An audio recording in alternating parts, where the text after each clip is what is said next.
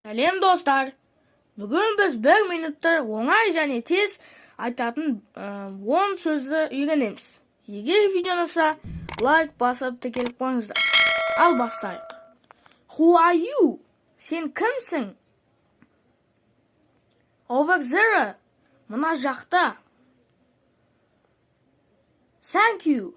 Ракмет. Excellent. Керемет.